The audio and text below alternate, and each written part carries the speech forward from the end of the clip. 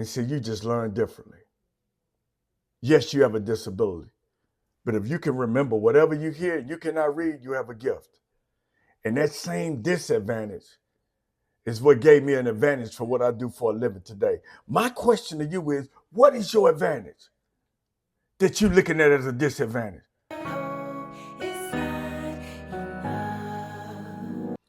If your presence doesn't add value with your vision, your absence won't make a difference. If you're not adding value where you are with what you're doing and what you have, when you're gone, it won't even make a difference that you even.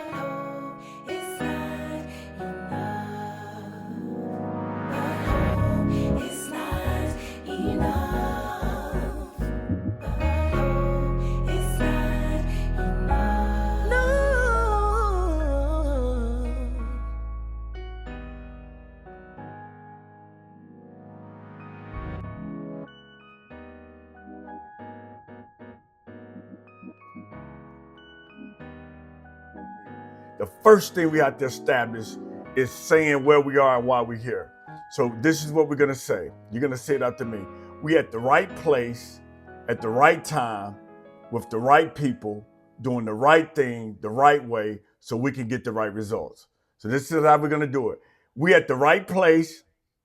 You can just say it to yourself. We at the right place, at the right time, with the right people, doing the right thing, the right way, to get the right results. So I just want to thank you for showing up tonight, because certain things only happen when you get in a certain atmosphere. You know, it's hard to catch a cold if you're not around somebody with a cold. It's hard to catch certain things unless you're around it. So tonight I'm believing that this is going to be contagious. So when I say hope is not enough, if I went around this room, everybody in here could talk about something that they're hoping for. One thing, I'm going to move kind of quick on the slides, but I want you to get it. Don't lose your fire in the fight. Some of us are in a fight for what we're hoping for. I'm hoping that I have a better life. I'm hoping that I can make more sales. I'm hoping that I can become that person that I always desired to become. I'm hoping that my kids grow up and be successful. Everyone on here is hoping for something. But sometimes in the midst of doubt and failure and fatigue, we lose our faith. And when we lose our faith, that's when we begin to fumble and fall. So tonight, don't let your drought make you doubt. Now, drought could be anything. Any area where you feel like it's dry, that you're not getting the results that you want, that you're hoping that something different happen. Don't allow whatever that drought is to make you doubt what's about to happen. And it's going to happen, but you got to stay with it. All right, so we're going to start out. Are you listening to yourself, or are you talking to yourself? Self would tell you don't have what it takes. Self would tell you this Mary Kay don't pay off. Self would tell you that, oh man, I'm getting too old, man. Is this really worth it? Self would tell you, oh, my kids would never make a change. Self would tell you, well, my husband really is. Self would tell you that your body would never get to where it needs to be. But there's a difference between listening to yourself and talking to yourself. The same way we started out saying I'm at the right place, at the right time, with the right people, doing the right thing. I'm declaring, I'm speaking. Sometimes we have to control it by what we say. We have to command it by what we say. We have to call it forth by what we say. If we don't like what we're seeing, we have to ask ourselves, what have we been saying? Because sometimes what we're seeing is just what we've been saying. If you don't believe that you can hit a certain number, your behavior will line up with your belief. That could be good or bad. That could be right or wrong. That could be faith or fear. If it haven't happened yet, I'm going to tap into one. I'm going to say, I don't think I got what it takes. I don't believe it can happen. If that's my fear talking, then that's what I'm going to see. If I say I got what it takes, it may take a little time. That's my faith talking, then that's what I'm going to see. But faith and fear right here together, but neither one has happened yet. But the question is, what are we saying? So when I say mind, mouth, move mentality, hits my mind, it's going to be a bad day. Comes out of my mouth, man, it's going to be a bad day. It begin to change my mood. My posture says it's going to be a bad day. And now all day is my mentality. The thought hit my mind, came out of my mouth, changed my mood. Now it's my mentality. So if I can wake up and say, hey, today I'm about to build my business. Today I'm about to build my brand. Today I'm about to change my bank account. Hit my mind, come out of my mouth. My mood is, how you doing? Man, I'm building my brand. I'm building my bank account. I'm building my business. You have to say it if you're ever going to see it. Yeah, just because you're saying it. You got to ask yourself, what are you hoping for? So I was like, okay, we in the Mary Kay. I started looking at what are some of the things that a Mary Kay consultant may be hoping for. I put my own little list. I said, okay, financial relief, flexible time, being present for loved ones, control of schedule, confidence and personal growth. All of these things here are things that we may be hoping for. But I started the first slide off with, hope is not enough. Meaning you can be hoping all day, but if you don't put something with that hope, nothing's going to happen. So I'm going to give you 5 things to help you go from hoping to having. 5 things. I'll probably give you 3 tonight. That's probably all we got time for. But I got 5 things to help you go from hoping to having. Number one, if you're taking notes, write down, move. Get out the way. Get out the I got to move it. You got to move. Nothing's going to come to a sleeper but a dream. If you're sitting and you're waiting on something to happen, you're just going to be sitting, waiting on something to happen. You're going to have to move. And when I say move, the M in move is momentum. You got to take that momentum, which is what starts the movement. Tonight, I'm believing that this is going to give you some momentum to want to move. Tonight, I'm believing that you're going to want to take the next step so you can move. Whatever that move is whatever that move is for you, you got to be able to take that move. Opportunity. Sometimes the opportunity is hidden inside of an obstacle. You may not even see it. You think it's an obstacle and it may be an opportunity. It may look like it's not going to happen for you because it's hidden, but that may be the very thing that's for you. See, sometimes we think problems and pain is there to prevent us from getting certain things. And sometimes the problems and the pain is there to position us to get certain things. But we're not going to get it unless we move. And when we move, we got to take that, we got to take that movement and look at the opportunity that's hidden behind the obstacle. The V is, everyone say vision. If your presence doesn't add value with your vision, your absence won't make a difference. If you're not adding value where you are, with what you're doing and what you have, when you're gone, it won't even make a difference that you were even there. So the question is, regardless of whether you're the top salesman or the lowest salesman, it doesn't matter. Are you adding value to other people? If you're not adding value to other people, it's a problem. And the other thing is you cannot add value to a person that you don't value. So you got to value the people so you can add value. Sometimes the most valuable is not even the most visible. I'm in a huge apartment complex right now. My daughters, and man, they got I don't know how many, probably 1,000 units in this apartment complex. It is huge. But in order for these apartments to go up, I think I'm on the 3rd floor now, they had to build a foundation so everything could stand on it. Now, the foundation is not the most visible right now, but it is one of the most valuable. Right now on the ground level, you got to get the foundation. Maybe you want to make that top sales. Maybe you want to be the one to bring in the team and do all of that. But the foundation got to be strong in order for everything else to go up. And then the last one is energy. You gotta have some energy. Energy is contagious. Can you say, hey, my name is PK. I want to sell you some Mary Kay. You want to buy some Mary Kay? I've been doing Mary Kay for years. You ought to try to get some Mary Kay. I use the lipstick. They're gonna be like, what you selling? You don't even sound like you believe what you're selling. You gotta believe it before they can believe it. You gotta have some energy. Now, I'm not saying you gotta be hyped like I am, but you gotta be able to mirror some of that energy. So the first thing you gotta do is move. Everybody say move. Momentum, opportunity, vision, and energy. Momentum, opportunity, vision, and energy. You know, I always tell a story about the guy who used to be a part of a youth group, and man, they were selling these encyclopedias, right? And so they're going out into the neighborhood selling these encyclopedias, and the guy said, "Hey, listen, whoever sell the most is going to get a gift card and a pizza thing." And just like like a gift card, a Chick-fil-A card, all of these gifts if they sell the most encyclopedias at the time. Well, you know, Wikipedia come from encyclopedias for the ones who are young, thinking, what is an encyclopedia? Before Google and all of that, it used to be in a book, and you used to have to open that book like a dictionary.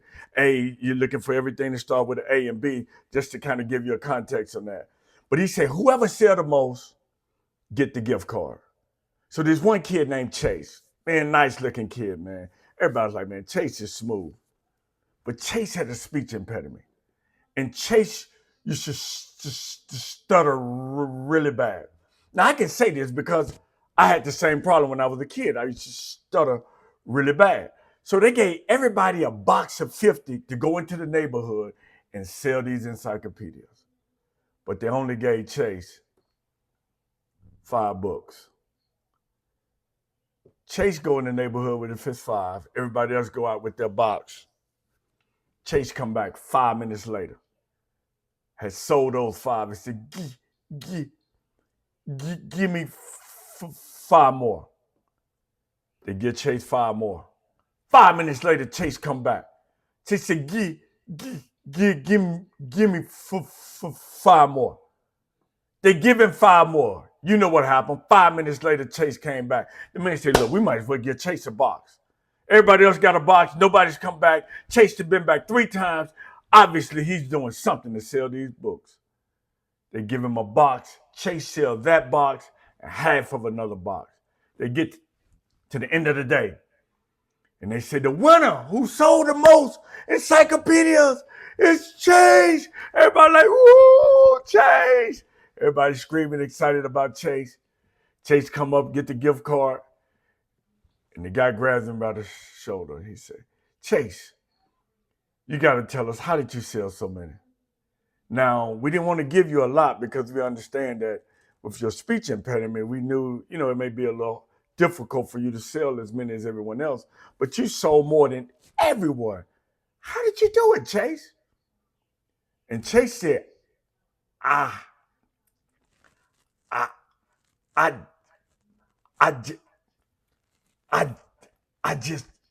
just said, hey, I know you're locked in, but do me a favor. Hit that subscribe button real quick so we can keep bringing you content like this. You won't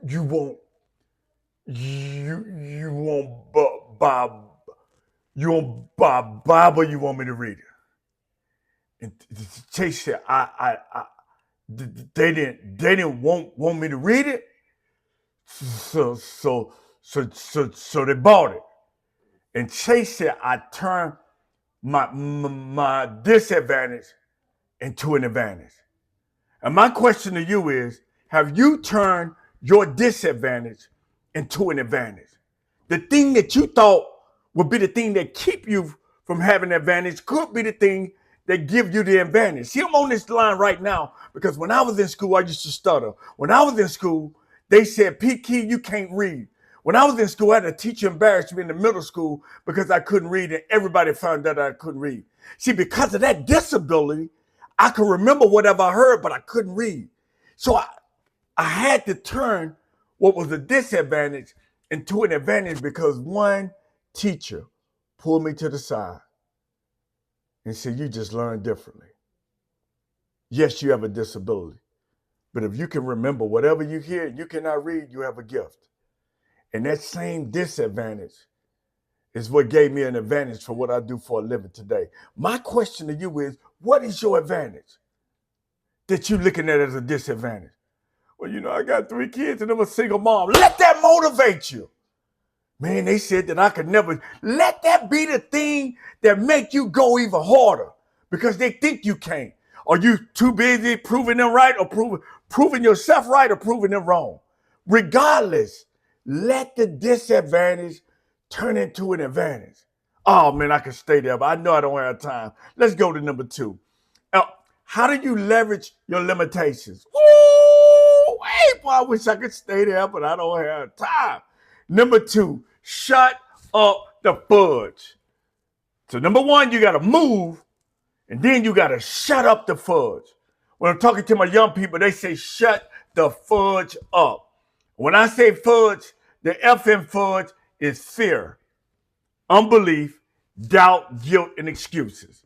Shut up the fear. I don't know if I'm going to be able to do it. I know I signed up and I'm a unbelief. Can I really sell this? Can I really move this? Can I really doubt? I just don't believe in myself. Guilt. I don't want to make too much money. I just want to make enough to. Well, we got some great excuses. Fear, unbelief, doubt, guilt, and excuses. First thing we got to do is move.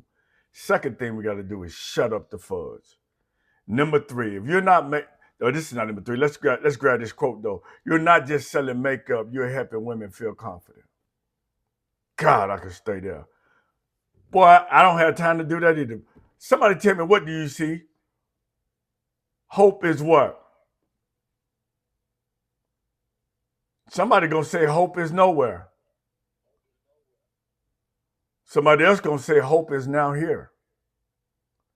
Sometimes it's not what you see, it's how you see it. When we change the way we look at things, the things we look at will begin to change. Is it hope is nowhere or hope is now here? What we say is what we'll see.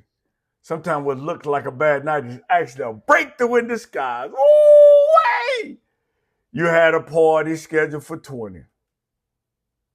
You did. And only 2 showed up. They did. But what you didn't know is those 2 were going to join the team and become awesome, phenomenal salespeople. You got to be able to say, how do I take these lemons and make lemonade? How do I take this situation and make the best out of it?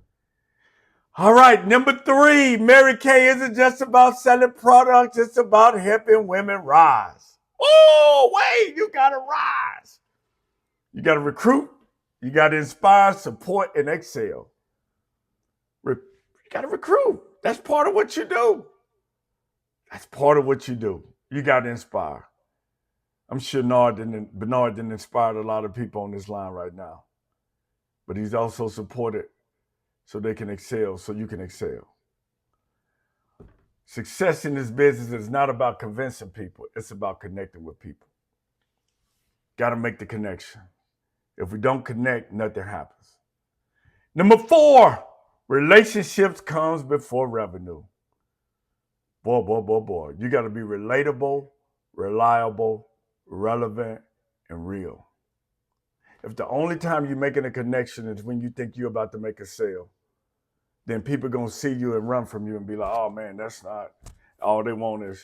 Sometimes you just got to make the connection. You just got to build a relationship when you don't want anything from them. You just got to build a relationship when you can start building on top of something so when it happens.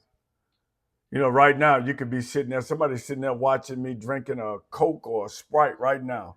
Put it down. Quit drinking that. You need to drink water. I know you're like, man, what is this dude talking about? Just jokingly saying this. But at the end of the day, I could really be saying this, but you wouldn't receive it. Why? Because you don't know me and I don't know you. And the tone of voice I use, the temperament. Put that down. If you're taking notes, write this down. Rules and regulations without relationships lead to rebellion and rejection. Maybe you got a kid and you're trying to establish rules and regulations, but you don't want to take the time to build a relationship. And the only time you try to connect is when you're trying to discipline. but you don't try to connect when you're trying to push them toward destiny. Then they're going to rebel and reject, even if what you're saying is good. So sometimes we got to make the connect, even when we don't know we're making the connect. I didn't think I'd get to 5. I think I'm at 20 minutes. I think he said 30. We had 20 minutes, and then I'll close out. Number 5, acknowledge. He may not give you the wealth directly, but he gives you the ability to produce it. That's what we got to realize. I don't know who you are, but take those 5 things. Move, rise, forge, relationship, and acknowledge. That's what you got to do. So I don't know who you are. I don't know where you are. But listen, I know there's a lot of information I tried to stuff in 15 or 20 minutes, but you got what it takes. But you got to know you got to move. Meaning when you get off this line, what is it that you got to do? You got to move. I'm not saying make it happen within your own strength, but you got to pray like everything depends on God, work like everything depends on you, and watch what happened in the middle. So I told you about when I was in that middle school, and that teacher said, Pinky, go to the front of the class and read Shakespeare. I said, you're the teacher, you go to the front of the class and read Shakespeare. And everybody started laughing. And she sent me to the office. The principal was like, hey, don't worry about her. You ready for the game today? Because I was a basketball player. And yep, I stayed in the office for the rest of the day and I didn't have to read. But when I got back to class the next day, that same teacher said, Pinky, are you going to go to the front of the class and read? Or do you want to go to the office for another one of your wisecracks? And I remember going to the office the first day, but didn't have a comeback line that day. And I went up in the front of the class, and I said, fry,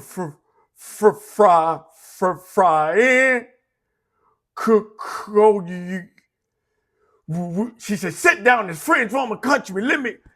And that day she went from me being the cool basketball jock with all the girls to the dumb kid from the west side who couldn't read. At that moment, hey, I know you're locked in, but do me a favor. Hit that subscribe button real quick so we can keep bringing you content like this. My life shifted because I went from feeling happy-go-lucky to feeling like the dumb kid from the west side who couldn't read. Looking at my disability, looking at my disadvantage, saying that I couldn't. Not knowing that years later, the same thing that was a disadvantage in one season became an advantage in another season. Why are you on this line tonight? Why are you on this Zoom? Why did you say you want to do Mary Kay? Why did you say, you know what, is it for the money? Do I want the pink card? What is your why? Because if your why is not strong enough, when it gets tough, you're throwing the towel. I need you to revisit that why. And then ask yourself, how do I do it? I'm hoping that I do it. First thing we got to do is move. We got to move from where we are to where we're trying to go. Then we got to rise. We got to recruit, inspire, support, and empower. But at the end of the day, what are you going to do? I can get on here and motivate you. I can get you excited. Bernard can call you every morning and say, hey, you ready? Y'all ready to make these sales? Hey, y'all ready to get it? We ready to do it? We can do that. But internally, what do you have inside of you that make you get up and say you can do it? What makes you wake up every day and say, I got to go get it? Are you aligned to fear, the unbelief, the doubt, guilt, and excuses to keep you from making the move? Fear is going to always be there. Or you don't have what it takes, or you won't be able to do it. And you wake up one day and you're like, I remember making a move to Florence, Alabama. My wife was pregnant with one daughter and we had a 10-month-old at the time. My job was to help families get on their feet. Any type of assistance they needed, I was the one. I was the social worker. Hey, I need to get this. Hey, this person need help with food. This person need housing. This person need all of that. Boy, I was the one. But in the midst of me helping others, I became one of the ones who needed help. In the midst of me helping others, I became one of the ones who needed assistance. I'll never forget going down to the WIC office, women, infants, and children. And I had my wife with me, and I told the lady I got another lady who needs some help. And they thought it was another one of my family. They said, "Oh, you got another lady." He said, "What's her name?" I said, "Oh, her name's Charlene." He said, "Oh, okay, Charlene. What's the last name?" "Oh, last name Key." He said, "Oh, she's..." And it took a couple of minutes, and then she said, "Oh, this is..." I went from helping families to being one of the families that needed help. Women, infants, and children. I'm working every day, but yet we're getting the juicy juice, the peanut butter, the milk. We're getting all of that. And I'm saying, God, when? When are we going to make it? When am I going to make enough money to get out of this house? When am I going to... I mean, I'm struggling. I'm frustrated at the time. And I end on this. I still remember the day I had the WIC vouchers and $42 worth of change in a sock. And I was headed to Walmart. That was back when Walmart was open 24 hours. At 4 a.m. in the morning, I go to Walmart. I put my stuff on the counter, got the milk, the juicy juice, the peanut butter, the cereal, got all that. Then I got some Pampers, and I got $42 worth of change in a sock. The lady said, "Hey, I don't know how to do the WIC vouchers." So she take the WICs, and she put that to the back, right? And she scanned everything, and it was $38.42. And I said, "Hey, I got $42. So it was $38.42. Let's just take it off the top." She was like, "No, I got to count." I said, "No, I'm telling you, I know. I counted it several times. It's 42. She said, "I got it." And she started counting 5, 10, 15, 20, 25, 30, 35, 40, 45, 50, 55, 60, 65, 70, 75, 80, 85, 90, 95, $1, 5, 10. And she counted $38.42 worth of change. The line got long. People saw me who I thought didn't see me. I was trying to go early in the morning so I wouldn't be seen. Got the WIC vouchers back. "Hey, PK, I didn't know." I felt like this. I can't tell you how I felt as a man with the WIC vouchers, and I'm getting Pampers trying to feed my family. Come on, God. Man, I remember grabbing that grocery. I got home. It's pouring down raining. I'm in the driveway. And that was that moment. I don't know who on this line. You may be at that moment. You may have had that moment. That moment might be coming. I don't know. I sat in the driveway. And I said, God, I know you told me to come to Alabama. God, I know I'm doing what you told me to do, God. But man, I got these WIC vouchers. Man, everybody looking at me like I can't even take care of my family. Do I need to get another job? I know I'm supposed to be speaking for a living, God. I know I'm helping people, but man, where are you, God? Where are you?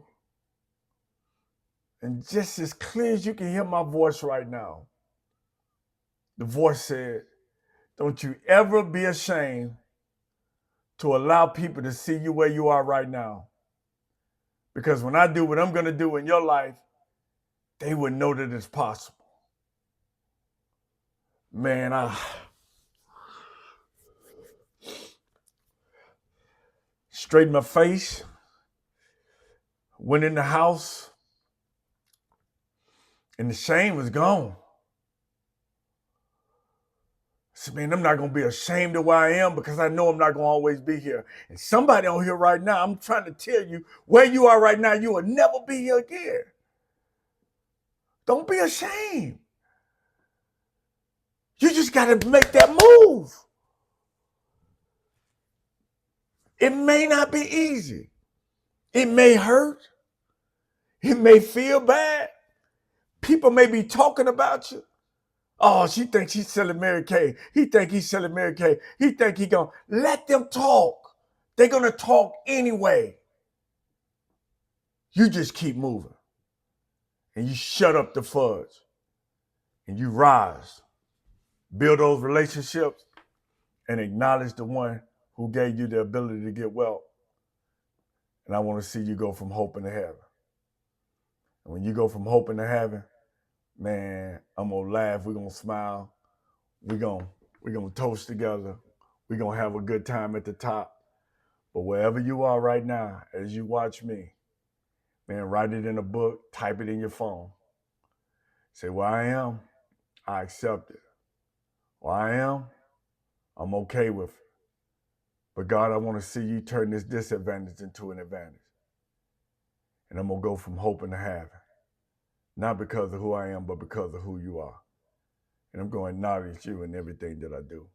Man, that's my time. I think that was 30 minutes. I tried to do 30 minutes. I hope I didn't go over. But nah, man, you could take the mic, bro. I could keep going on and on. I hope this is something that you all could use. But that's it, man.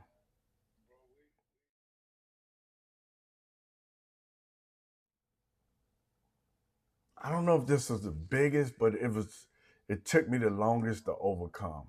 It's kind of two in one, but feeling like I was worth it. Like I grew up on the west side. I grew up, man, my mom, single parent, my dad was there, got on drugs. Um, coming up on 30 years of marriage, but the year we got married, I went to jail 6 months after we got married. Like, was in the dope game, did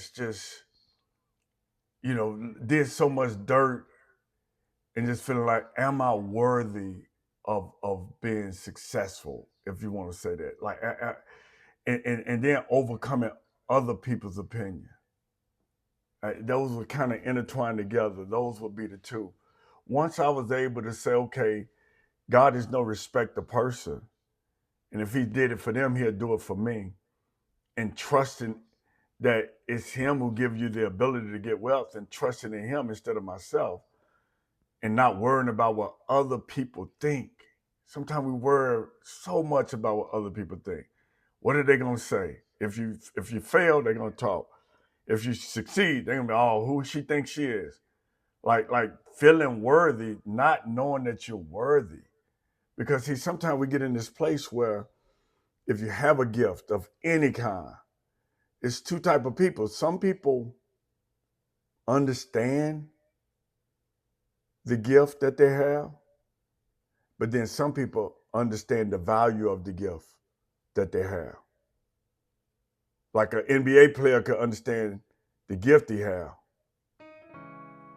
but it's an NBA owner who don't even look like him, who don't have that gift, but he understands the value of it, so he built a team and call it the NBA and make millions and pay this guy for the talent. So understanding that value that you have with the gift that you have, and realizing that you are worth it. You are worthy.